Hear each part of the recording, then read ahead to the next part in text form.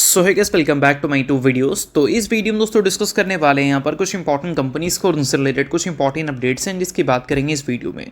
तो चलिए दोस्तों वीडियो की शुरुआत करते हैं। सबसे पहली कंपनी की बात करते हैं। पहली कंपनी का नाम है दोस्तों IRFC यानी कि Indian railway finance corporation limited.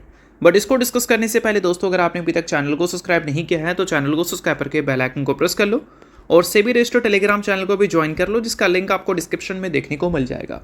और एक डिस्क्लेमर भी है, जो भी न्यूज़ एंड अपडेट्स हम लोग कवर करेंगे वो सारी न्यूज़ एंड अपडेट्स सिर्फ और सिर्फ एजुकेशन पर्पस के लिए है, सीखने के लिए है। तो इसको किसी भी तरह का इन्वेस्टमेंट एडवाइस मत समझना, आप खुद से रिसर्च और एनालिसिस भी कर सकते हैं। तो चलिए दोस्तों वीडियो की शुरुआत करते हैं। सबसे पहले बात करते हैं IRFC से रिलेटेड कुछ इंपॉर्टेंट न्यूज़ एंड अपडेट्स के बारे में। सो दोस्तों आज के दिन ये कंपनी काफ़ी ज़्यादा फोकस में देखने को मिल रही थी क्योंकि कंपनी में ज़बरदस्त क्रैश हमें विटनेस करने को मिला था। अब क्रैश के नंबर की बात करें तो वो हमें 4 से 5% तक की देखने को मिली थी। अब ये 4 से 5% का क्रैश नॉर्मल तो होता नहीं है, विदाउट एनी रीज़न तो वो चीज़ थोड़ा मुश्किल है। बट अगर आज के दिन हमें क्रैश देखने को मिली है तो इसके पीछे के प्रॉपर रीज़न क्या है?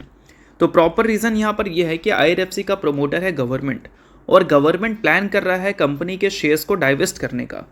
सिंपल सा मतलब ये है कि गवर्नमेंट कंपनी के शेयर्स को बेचने वाली है OFS के ज़रिए, यानी कि ऑफर फॉर सेल के ज़रिए। अब इसका मतलब क्या है? इसका मतलब ये है कि जब गवर्नमेंट अपनी स्टेक्स OFS के ज़रिए बेचेगी तो आपको एक डिस्काउंट दिया जाएगा। उस डिस्काउंट का बेनिफिट लेने के लिए आप OFS में अप्लाई कर सकते हैं। अब एग्जैक्ट ये सारी चीज़ों को थोड़ा सा मैं डिटेल में समझा देता हूँ। देखो, OFS जब भी हमें सुनने को मिलता है तो 2 दिन हमें देखने को मिलती है। एक दिन होता है नॉन रिटेल इन्वेस्टर्स के लिए और एक दिन होता है रिटेल इन्वेस्टर्स के लिए। बट जिस दिन आपको OFS की न्यूज़ देखने को मिलेगी वो दिन नॉन रिटेल इन्वेस्टर्स के लिए होता है, रिटेल इन्वेस्टर्स के लिए उसका अगला दिन होता है। देखो यहाँ पर मेंशन भी किया गया है कि ये जो OFS है इसका ओपनिंग नॉन रिटेल इन्वेस्टर्स के लिए वेडनेसडे को देखने को मिलेगा, यानी कि आज के दिन, और वही रिटेल इन्वेस्टर्स बिड प्लेस कर सकते हैं थर्सडे के दिन, यानी कि कल के दिन।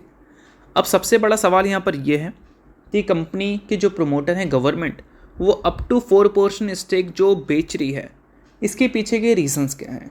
तो देखो दोस्तों, रीज़न कुछ नहीं है, सेबी का रूल है, उस रूल को फॉलो करना है। अगर आप PSU कंपनी है तो भी करोगे, प्राइवेट कंपनी है तो भी करोगे।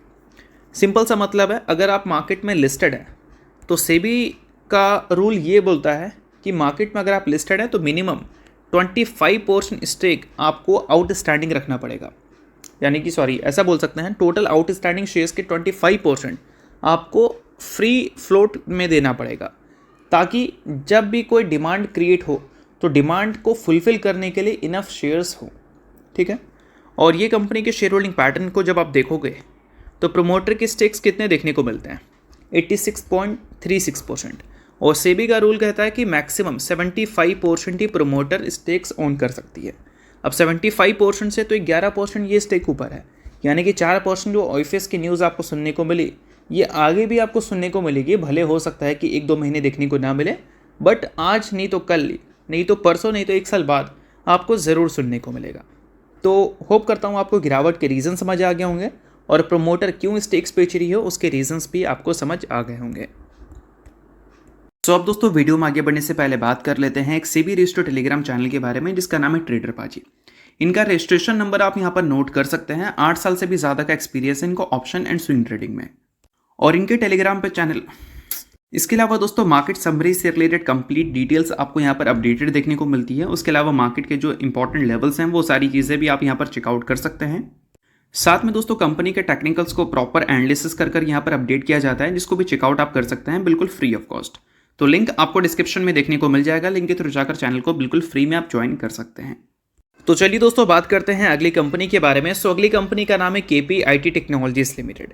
KPIT टेक्नोलॉजीज़ की बात करें तो काफ़ी सारे एनालिस्ट इस कंपनी को लेकर जो अपने ओपिनियंस है वो काफ़ी नेगेटिव दे रहे थे, और रिसेंट में कंपनी की परफॉर्मेंस भी हमें काफ़ी नेगेटिव दिख रही थी। बट आज के दिन उस नेगेटिव परफॉर्मेंस के एकदम विपरीत अच्छा परफॉर्मेंस कंपनी ने डिलीवर किया था।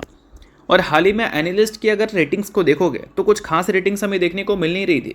KPIT टेक्नोलॉजी कल के दिन 4% गिरी थी और 2 ईयर के लो पे देखने को मिल रही थी, और साथ में सेल ऑन राइज की भी सजेशंस एनालिस्ट की तरफ से सुनने को मिल रहा था। अब ये सारी चीज़ें जब हमें सुनने को मिल गई तो KPIT टेक्नोलॉजी की परफॉर्मेंस भी ख़राब देखने को मिल रही थी, और आज के दिन जो कंपनी में राइज देखने को मिला है, हो सकता है कि अगर एनालिस्ट के ओपिनियंस के हिसाब से अगर हम देखें तो वो राइज आपको सस्टेन होता हुआ में भी देखने को ना मिले, क्योंकि कंपनी से रिलेटेड कुछ खास पॉजिटिव चीज़ें सुनने को मिल नहीं रही है।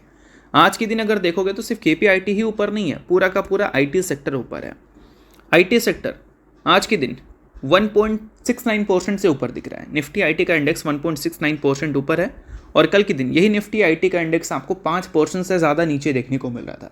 तो किसी ट्रेडिंग सेशन कोई सेक्टर अगर क्रैश करता है तो अक्सर हमें देखने को मिलता है नेक्स्ट ट्रेडिंग सेशन कुछ रिकवरी आती है, और वही रिकवरी आज के दिन आपको KPIT टेक्नोलॉजीज में भी देखने को मिला है। अब यहाँ पर सवाल ये पुट होता है कि आज के दिन पूरे IT सेक्टर में अगर रिकवरी आई है तो इसके पीछे का कोई रीज़न भी है या फिर विदाउट एनी रीज़न ये रिकवरी है। तो रीज़न है, एक रीज़न है, बट वो रीज़न सस्टेन कर पाएगा या नहीं उस पर एक बड़ा क्वेश्चन मार्क है।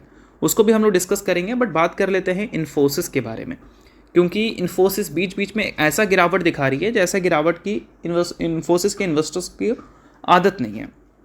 बट इन्फोसिस आज के दिन अच्छा परफॉर्मेंस डिलीवर की है, और ये अच्छा परफॉर्मेंस तब डिलीवर हुआ है जब पूरे IT सेक्टर ने 1.1 लाख करोड़ का वेल्थ वाइप आउट किया था। बट क्या ऐसी पॉजिटिव चीज़ें हैं जो कि टेक कंपनीज़ को आज के दिन ट्रिगर की हैं ऊपर जाने के लिए? चलो उसको समझते हैं।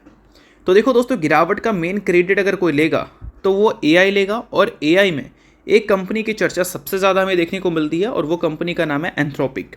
ठीक है, उसके जो AI टूल्स हैं वो AI टूल्स काफ़ी कम टाइम पे वही सारा काम कर देंगे जो टेक कंपनीज करती है मैनुअल कोडिंग के ज़रिए।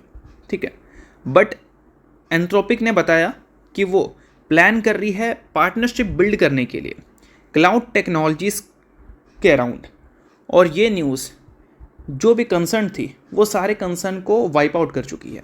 क्योंकि अगर मान लो वो अपने क्लाउड टेक्नोलॉजीज़ के ज़रिए क्लाइंट के लिए वर्क करें तो जो टेक कंपनी है उनकी डिमांड काफ़ी ज़्यादा कम हो जाएगी। बट क्लाउड टेक्नोलॉजी में अगर वो पार्टनरशिप बिल्ड करने का प्लान कर रहे हैं तो इसका मतलब ये है कि जो एक बड़ा कंसर्न था AI टूल्स का वो कहीं ना कहीं कम हो चुका है, क्योंकि जो एग्जिस्टिंग बिजनेस मॉडल है वो अब इससे हो सकता है कि डिस्प्लेस होती हुई नज़र ना आए।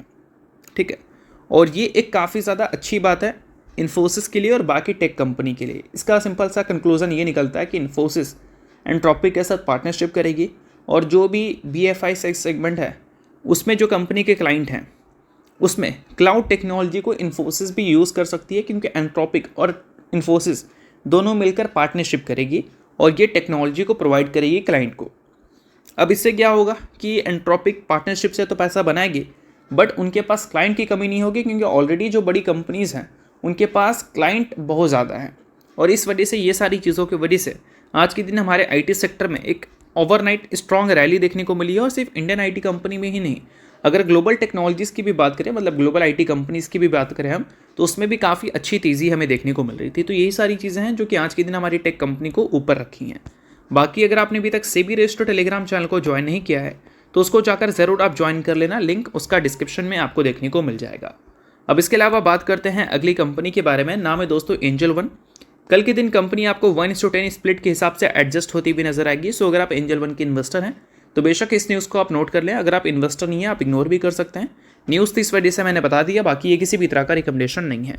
तो होप करता हूँ ये वीडियो आपको अच्छा लगा होगा, और लाइक कीजिए, पहली बार सब्सक्राइब कीजिए। बहुत बहुत शुक्रिया।